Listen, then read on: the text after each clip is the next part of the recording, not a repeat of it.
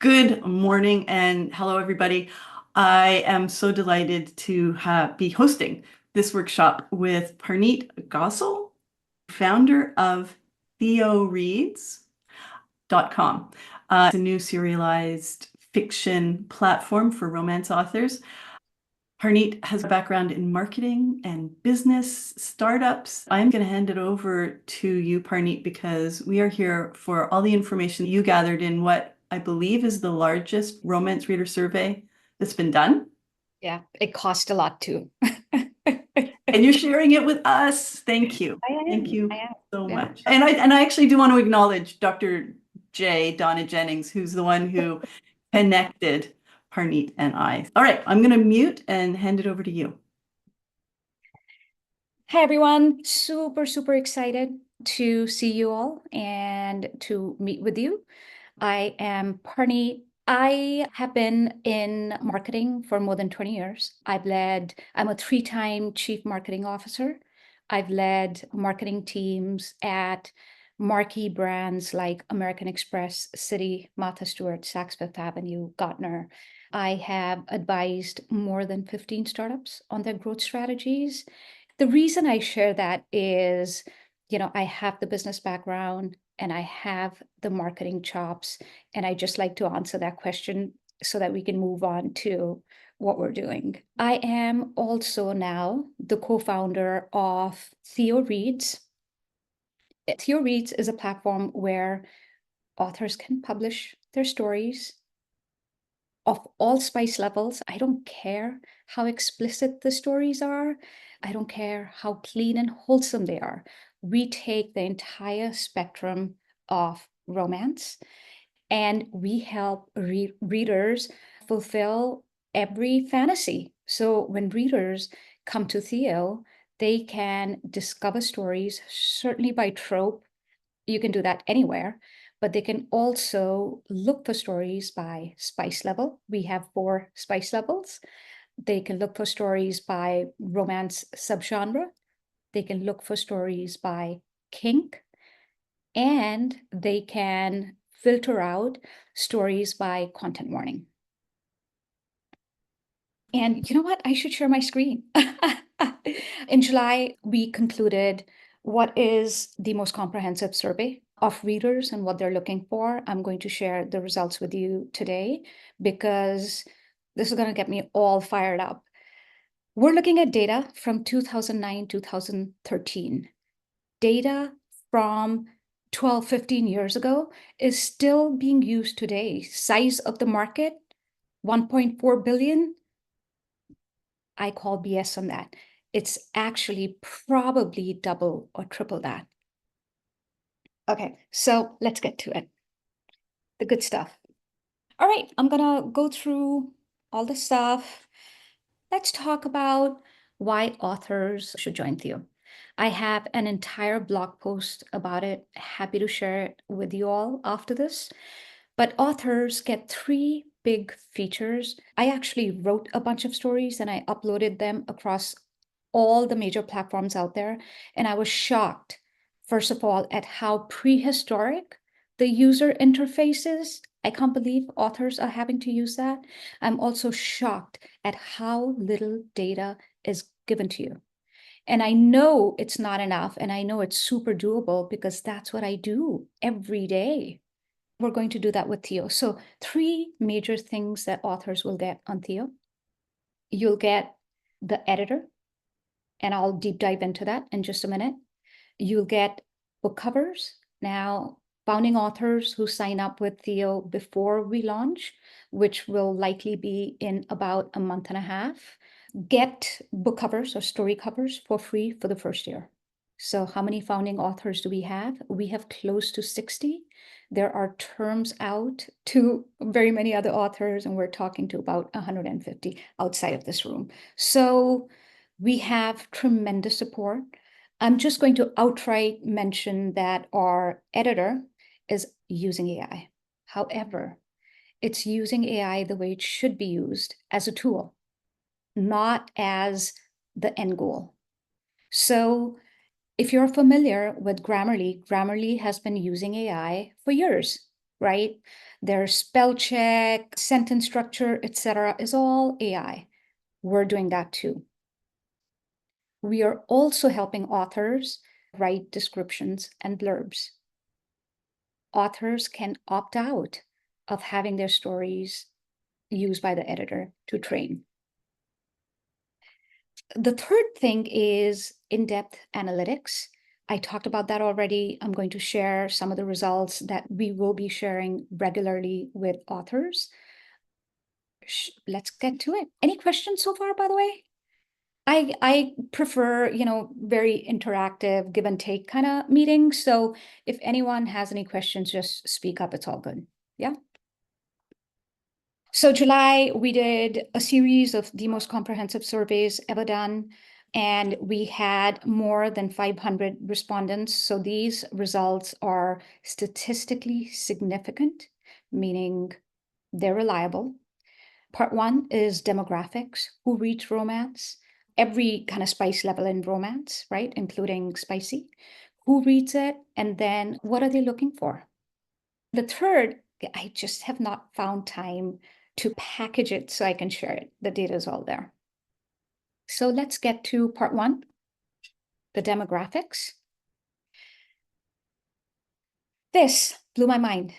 The old data, remember I said we have data that we're using from 2009, 2013? Old data says that 18% of readers in our genre are men. You guys, it's double that. We have the data. This is kind of blowing my mind. 63% of male respondents read romance or spice. That said, I've been told over and over again, Parneet, I am not surprised by this because there's so many male authors, right? 76% of females and 85% of our LGBTQ+ community. Mostly they fall within the 26 to 45 age range. The vocal minority is on TikTok, and they are driving a lot of trends. So we over-index on bisexual readers compared to the US population on average, right? We're almost double. Let's get to habits and what readers want. So I've also heard this anecdotally that, hey, Parneet, we're not doing well because people just want free stories. Yeah, sure. They want free stories, but they also want to pay for good stories. It's the same people. I read free stories, but I also pay a ton on stories that I like and authors that I like. About 58% of readers pay for the stories. Of the readers who say they read free stories, 42% are more than willing to pay as well. Any questions on this? Really analyzing this. Yeah. This is fascinating data. I'm curious what are we defining as free stories? For instance, it's common to say read free in KU, and then there's like the free books on Prime. So I was just curious what they're defining as free. That would not be defined as free. For example, Literotica, Reddit. There's a ton of sites out there with some not great stories that are free. That's what we mean by free. Cool. Okay. Now, price points. $2.99 is the most popular. However, 20% of readers are willing to pay more than 5 to 10. Another 19% are willing to pay up to 15. So in total, it's what? 39 plus 8, right? 47% of people are willing to pay over $5 for their stories. Part of the data is romance readers and spice. I'm just kind of bundling them together. Romance readers, there's this narrative that we are maybe not educated that well. We're bored housewives. First of all, housewives are not bored, and we don't call them housewives. And secondly, the data shows that romance readers on average are actually better educated. I just want to say, I recognize that a lot of marginalized communities don't have access to education does not mean they are not well educated. So on average, better educated, earn more, are more gainfully employed, spend more, and read a ton more than the average American, right? By the way, on Theo, our price points vary by word length, how long a story is. And so short stories are $1.99, and then we go up to $2.99 and $4.99. Okay. But just think about if you have serialized stories on Theo or any serialized platform, it adds up really fast. 1.99 plus 1 times 5, it adds up fast. Okay. So this was very eye-opening for me. More authors are on certain platforms than readers are. I don't want to knock down competitors, so I'm going to focus on this part right here. There are so many amazing authors and stories on Medium, but only about 7% of people go to Medium to read stories. Patreon, 9%. Basically, what I'm trying to say is there's this huge gap between demand and supply. The supply is there. We just need to know where it is, right? And the demand is there. Authors just need to know what platforms to go to. Guess what? This is what readers want. What are you really looking for in stories? Number one, well-written stories. Number two, explicit. Stories by authors I like that are easy to find. This right here is key, easy to find. Right now, it is incredibly challenging finding stories that meet that exact fantasy, right? I've spent hours searching on Amazon and other platforms. I'm guessing a lot of you have as well, which is why we've introduced advanced filters on Theo. Readers can filter by subgenre, by kink, by spice level, by content warning. Yeah. Tropes. I'm going to let you guys read this. This was huge to me. I haven't seen casual hookups, strangers, etc. included in tropes before. We had a lot of authors asking that we introduce these tropes. So we did, and we included them in the survey as well. Enemies to lovers, not the top. Of course, tastes vary, by identity. Are you male or female? Right? Males trend more towards casual hookups and strangers, and females are more about second chances, office romance, etc. Make sense? Any questions? There is a question in the chat, Parneet. How do these connect to age demos? When we collect the data, we actually ask for our number one question to qualify, the respondents was, one, are you 18 or over? Two, do you read romance or spice? And then once they said yes, then we made them go through the rest of the questions, including their age. So this is just scratching the surface. I can slice and dice for anyone's interested by age, by identity, orientation, race, location, all of that good stuff. One thing is clear to me, ignoring the political atmosphere in the country, in the world right now, one thing is clear, readers do want their explicit stories. At a time when Barnes & Noble is censoring these stories, where Amazon is shadow banning these stories, readers want them and they're not getting them. What spice interests you the most? Meaning kink. So what kinks are you into? By the way, BDSM is huge as well, as you guys know, but look at this stuff. Were these provided and checked off, or did the readers provide short answer? We both gave them a whole list, and we also asked them to enter anything that wasn't there. There was an open field as well. 66% of readers want content warnings, and I'm not surprised by that at all.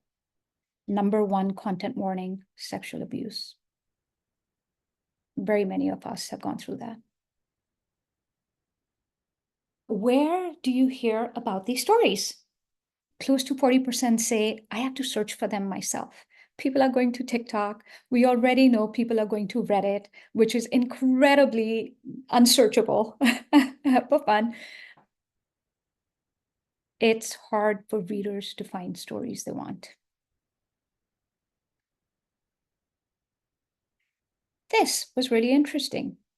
So basically what we're saying is many hetero readers want to read about LGBTQ plus characters. US Census says about 12% are LGBTQ. 12% of the US population is LGBTQ plus, right? And 88% is hetero. Look at this. If we add it all up, a lot of hetero readers want non-hetero characters. So there's a ton of space out there for LGBTQ stories with LGBTQ plus characters. Readers want diverse characters. This was incredibly encouraging to me. There are 3 different data points. 12% of Americans are African American. 6% of romance readers are African American. However, amongst all romance readers, 25% want to read about characters who are African American. So I'm just lighting a fire under, hey, let's have diverse characters. So I just took African Americans as an example. It's all super encouraging. Okay. Readers actually want simple covers.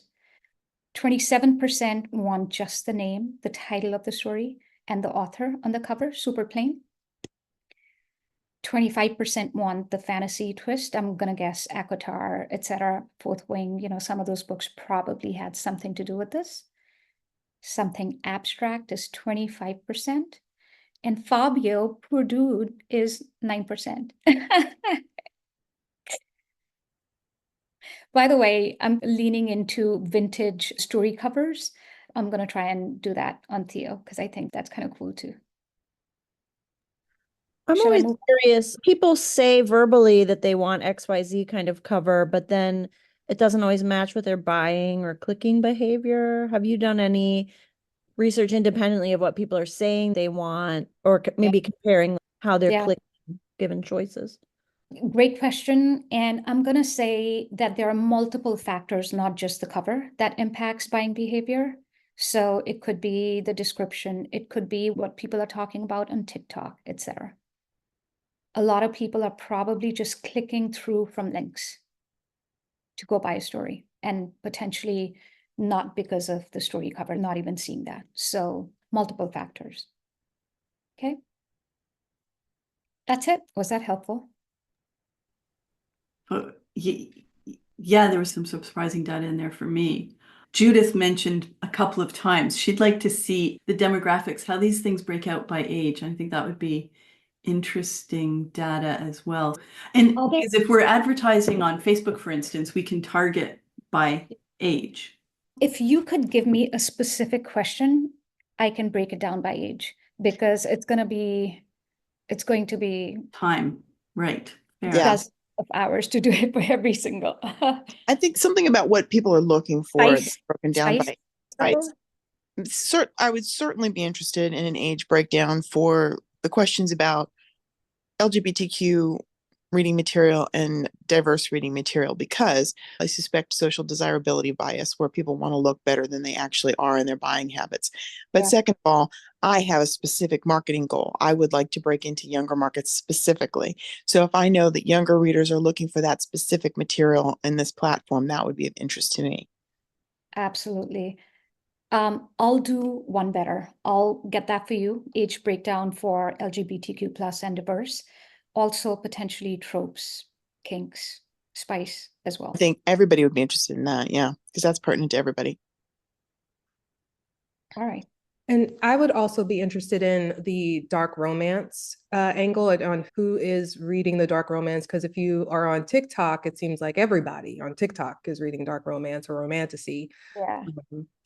Also, I have a similar question regarding diversity as well. I write interracial romance, interracial dark romance. And so it is surprising. I feel like there's more data points underneath they want to read African American books, such as by which author? What is the Oh, demographic of the author? yeah. Which I don't know if you have that data, but I'm No. curious on that. No, we didn't get that specific. Yeah. But I agree. I think the answer would be super interesting. I- So ideally, I want to be doing this every 6 months, definitely every year, and share it with the community. Katrina. I saw a heated discussion on Threads. You know, Katie Robert is who I saw discussing, you know, she was like, yeah, I read for escapism too. And I'm just wondering, this is Katie talking, like, why doesn't your escapism include disabled people, people of color, queer people, etc.? My takeaway from watching that train wreck was that a lot of people think disabled character is a trope, right? Rather than just a way of describing one of the characters in the book. And I think it was sort of solidifying to me that Yeah. we don't all use the word trope to mean the same thing. You are 100% on the money. When we were designing Theo and we started the build and we're looking at all the filters, there was no standardized definition of is this a trope or is this a subgenre? So it's really messy out there.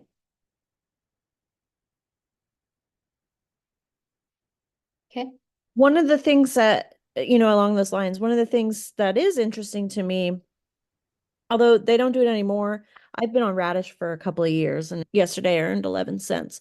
So, but they used to show you what were the common keywords people were typing in, you know, the top 10 keywords each month.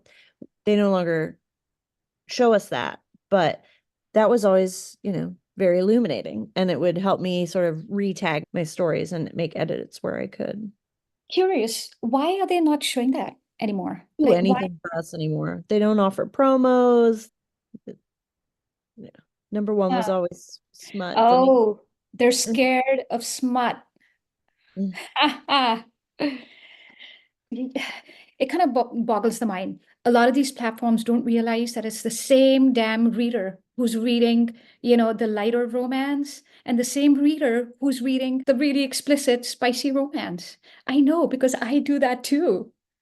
It's the same reader. Can you tell us a little bit more about Theo? Like, what, Mhm. you know, you're referring to a story. Is that a book length divided into episodes? Like, what are you? I think Donna said non-exclusive. Like, can you just tell us a little bit more nitty-gritty about what Theo has? We're going with short stories. Length stories can be standalone stories, or they can be serialized. Think of Netflix, right? Where you have a limited edition kind of series, right? What's that? Mandalorian. Right? So you knew there were multiple seasons. Each season had so many episodes. That is what we call a collection or a book. Do you guys know Cecilia Tan? She is the founder of Circlet Press. She is incredibly well regarded within the spice community. And she's bringing her most seminal book to Theo. And she's making Theo the new home for her stories. And there are amazing fantasy writers with her who are bringing their books that are now out of print. We have Katrina Jackson just signed on. She writes about African American characters. We also have a ton of LGBTQ plus authors signed up as founding authors, and hence a ton of stories with those characters. Just want to put it out there. Okay, types of stories. So we have free stories. Stories can be not exclusive to Theo, meaning you've already written them. Maybe you published them on, I don't know, medium, or radish, you can bring them to Theo as non-exclusive stories. And we just changed the terms on these for founding authors who join before public launch, founding authors who publish at least 10 stories on Theo. The royalty on those non-exclusive stories will be 50% in year one, 40% in year two, and then the regular 35% after that. We want you to bring the stories you've already written, bring them over, right? Okay, the third type of story is exclusive. And I am quite candidly, very transparently shocked that so many of our founding authors are writing exclusive stories for Theo.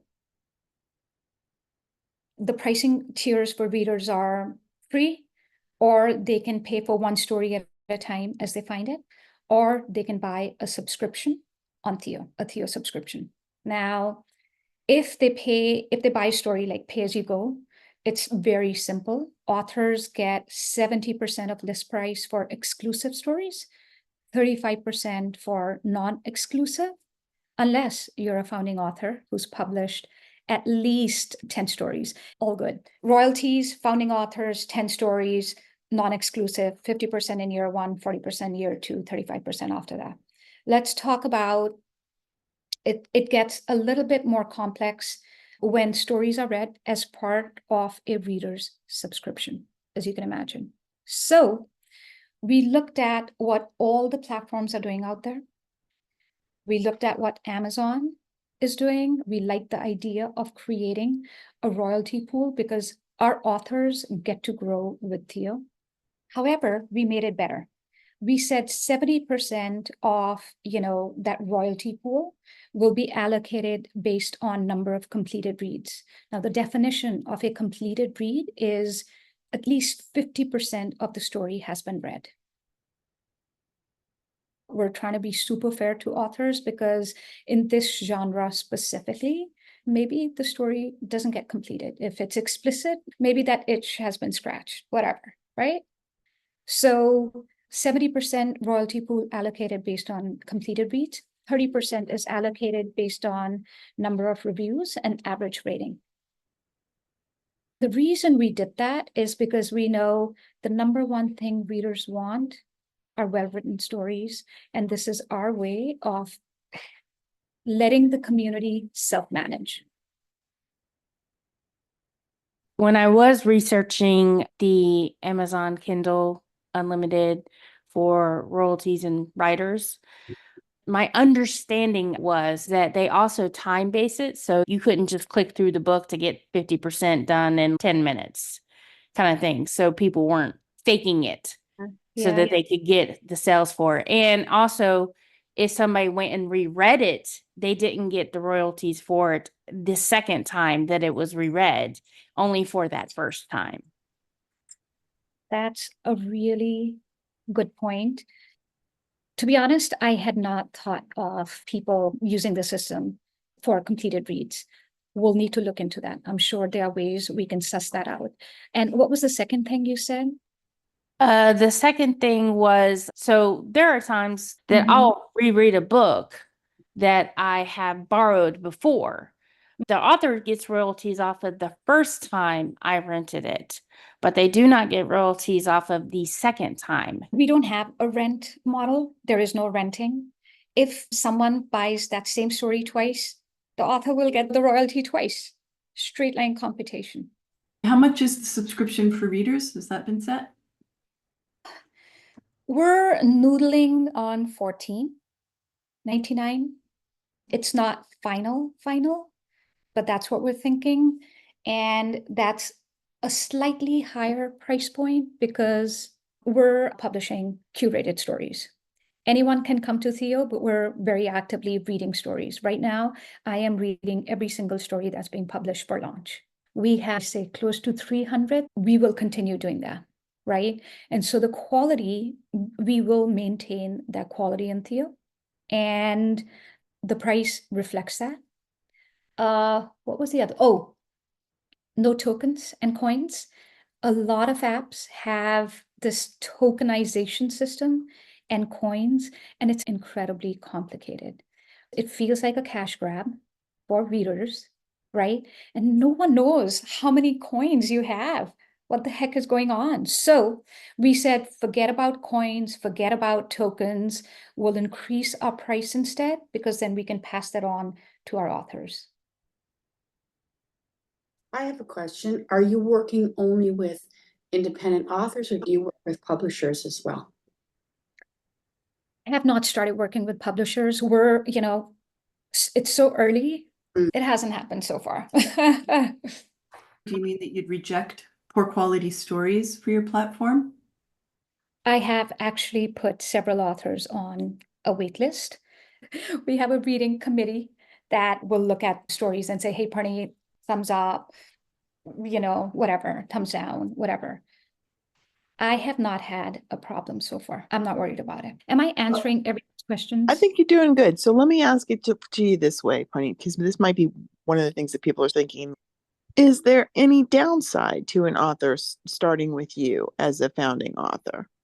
What would I have to give up, or what would I lose? I think you're doing a good job of explaining the benefits, but if this is the group of people you might be interested in retaining, then tell us, well, then this is what you might not have. 100%. Look, here are the downsides. We're starting out, we're a startup, right? We haven't even launched yet. We will get the readers because we have the authors and the books, but we have not launched yet. Thing number one. Thing number two, our social following is small. It's increasing, but it's small because we haven't launched yet, and we launched our socials already. That is the biggest downside. However, I'm going to say it doesn't have to be a downside. If you bring non-exclusive stories, there is no downside. There's only upside. So that's interesting. I have a serial that I do with my readers because I have no business sense, and it's enormously long. It sounds as though what you're saying is it's a new market. You're offering customers a better curated experience. I have to say to that, hallelujah, because I feel like that's what indie authors really need at this point, to not be lost in a sea of crap, which is what's happening on one major retailer. I think that's a compelling benefit, but it is time that you're talking about if we want to repurpose something that we've written, or if we want to write something new. Just keeping that in mind, because we have to pick between the 8 million things we want to write. Because we haven't launched, we're still we're listening. The reason why we have founding authors is because we're creating this platform with our founding authors, right? Our founding authors have been testing the prototype since June. If we were to send you something, one of our books to read for possible, would you read it as a whole book before we broke it down, or do you need it all broken down and then for us to put the time and effort into doing that, and then the book isn't right for you? Yeah. I'm likely not going to read the whole book. I will likely read the first couple of chapters or yes, so every chapter would correspond to a story. That said, I don't know if 8,000 words is the right maximum, if that's right. I don't know. I need you guys to tell me. I'm not an author. So Catherine Zelini says Amazon's InstaLove run 77 to 120 pages. 8,000 words is about 33 pages. So is the question then for you, like if it was, let's say, 15,000 for sake of argument, is it because with 8,000 words, you feel like the authors are going to be compensated more fairly because they'll hit that 50% for the subscribers? What was the rationale for the 8,000 words? Well, we actually didn't even think about completed reads, right? Because it's a short story platform. That was it. That's all we were thinking. So in story discussions, you often hear that chapters are about 1,500 to 2,200 words. Mine are stupidly long. Mine tend to be about 3,500 to 5,000 words. So I don't think you're out of the ballpark there in terms of what a chapter would be. Okay. And a chapter usually has some sort of structural element that people hit to get to the end and then want to read the rest, right? So I think you're in the ballpark. Exactly. Yes, 8,000 words. Thank you. Where do we go to find out about becoming a founding member? You can write to me. I can put it in chat if you want. Can I speak to the ease of your system? Because this morning I went on the Theo Reads website and claimed my author URL, and it was like, hey, it's just one page. Click, click, click, boom. And then, okay, here's where you write your story. So it's more simplistic than some of the other places that I've done work in. So that might be a helpful component too. So look, oh my gosh, I have done so much work on how do you get people to one, use something new, and then to keep using it, turning it into a habit. And the way to do it, the way to start is you make it so easy and convenient for them to use. That's what we're doing. Last questions before we let Parneet go. Thank you for this. The data is really interesting. Are we the first to see that data outside of your community? You are the first to see it in such detail. And by the way, there's more detail. I'm happy to share with you guys. Like, this is why we did this, right? I'll share those links as well. Okay. Thank you so much. Yes, thank you. Absolutely. You're welcome. Pleasure to talk to all of you. Great questions. Thank you so much for spending time with us today. Absolutely. You're welcome.